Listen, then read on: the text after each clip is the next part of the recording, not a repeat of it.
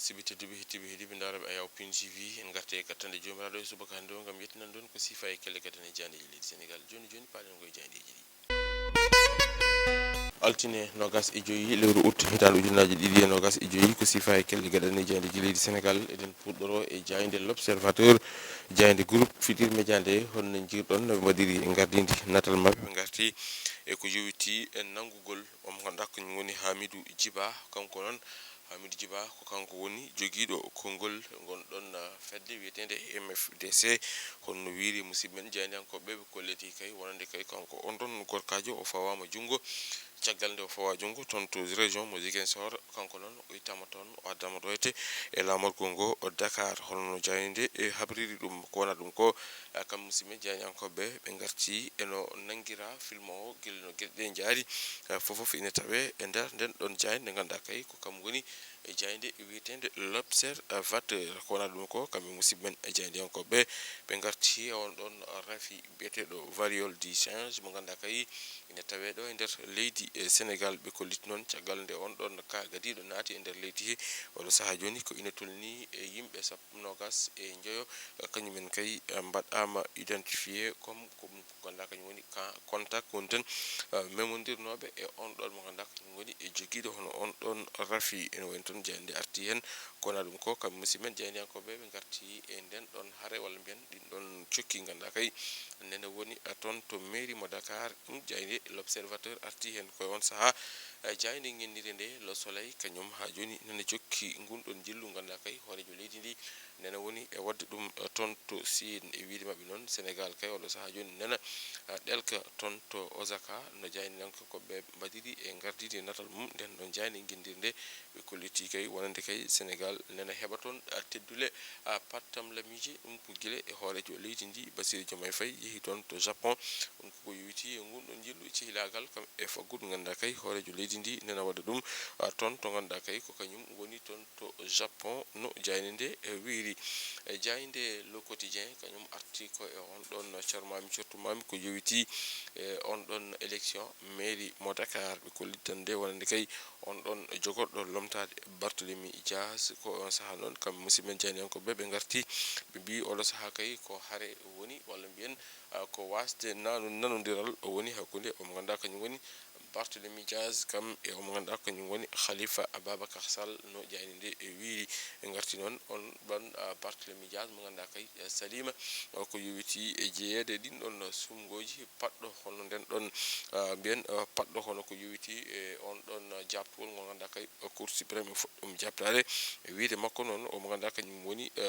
omo ganduɗa kañum woni Khalifa Sall kañum kay lawɗini on ɗon wiyeteɗo Ngone Mbengue comme candidate. Ɗum ina tawe e jayde nde ganduɗa kay ko kam woni e jayde kadi e toon to Tivaouane ko yowiti e mawludu hitande ujunaje nogas joyyi e ɗen ɗon kaloje ɗe ganduɗa kay wuuro teddugo ngo Tivaouane haaɗi ɗum ne tawe e jayde nde ganduɗa kay ko kam o woni jayde wiyetede jayde Le Quotidien. E jayde Walf Quotidien arti e on ɗon rafi biyeteɗo variole du singe eno ɓe mbi ɓe mbita nde ko rafi o feeñiɗo e nder leydi Sénégal yimɓe nogas e joyo kañumen kay goni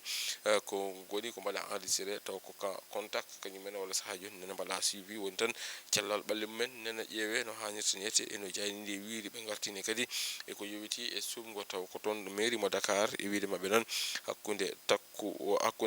takku kam e ɓe ganduɗa kañum woni ɓe wiide mabɓe noon oɗo saaha joni takku kay koko sertini eno jayde nde wiiri. Pastef noon nena hollira doole muɗum ɓe garti noon e ɗin ɗon konnguli ɗi ganduɗa kay ko gonɗon jertinama ganduɗa Khalifa mo ganduɗa kañum woni Barthélémy Dias gonnoɗo to maire mo Dakar nena jertina ɗum ha ɓen ɓe ganduɗa kañum woni conseiller ji ɗi. Ɗum ina tawe e jayde nde ganduɗa ko kam woni jayde wiyetede jayde Walf Quotidien. Jayde Sud Quotidien ko hen arti ɓe mbitan nde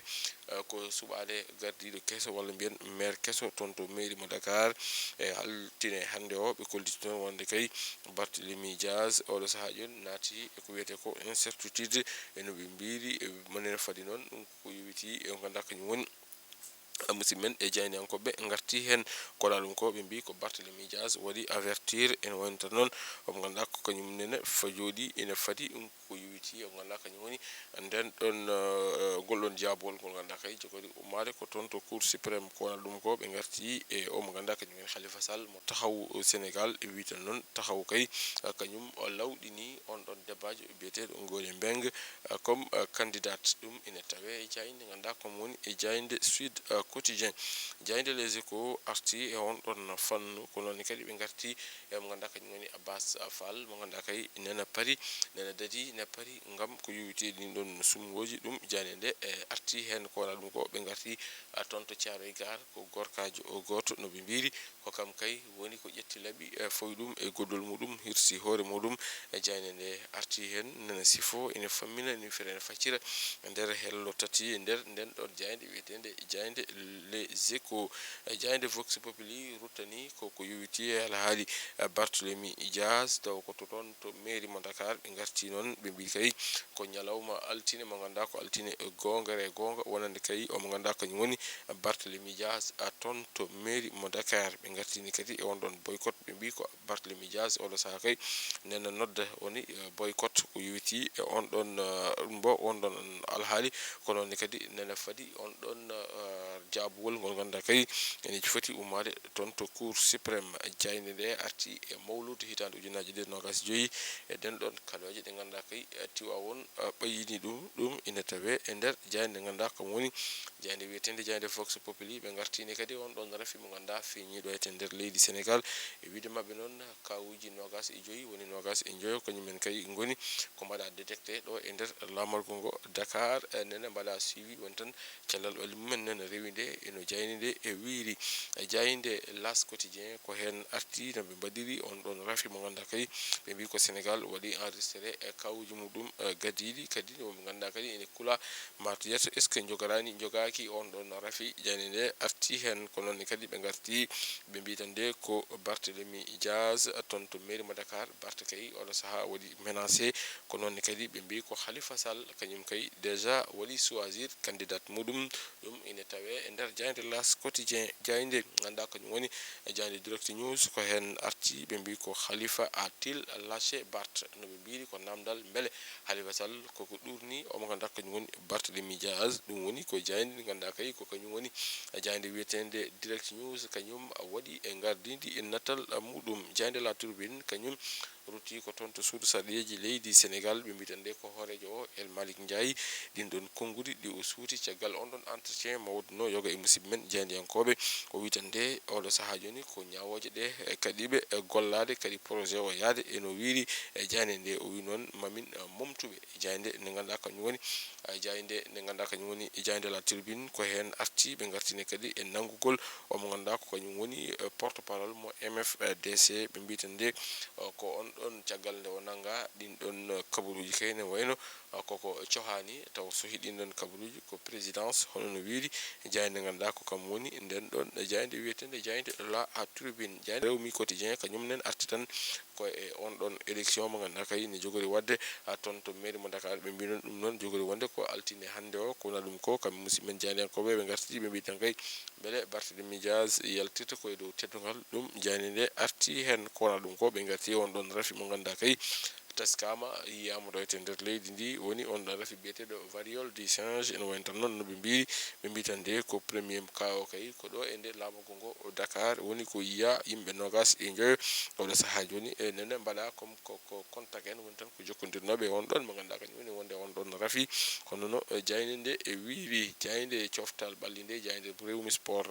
kañum noon arti ko e on ɗon Afro Basket ɓe mbi ko Sénégal caggal nde Mali elmini ɗum e wayno tan noon Sénégal comme wattidi folde on ɗon kippumo leydi Cameroun wadde ko Sénégal woni tataɓijo ko yewiti on ɗon Afro Basket ɓe gartine kadi e omo ganduɗa kañum woni Elimane Ndiaye wondude e omo ganduɗa kañum woni Ismaïla Sarr ɓe ganduɗa kadi toon to club aji men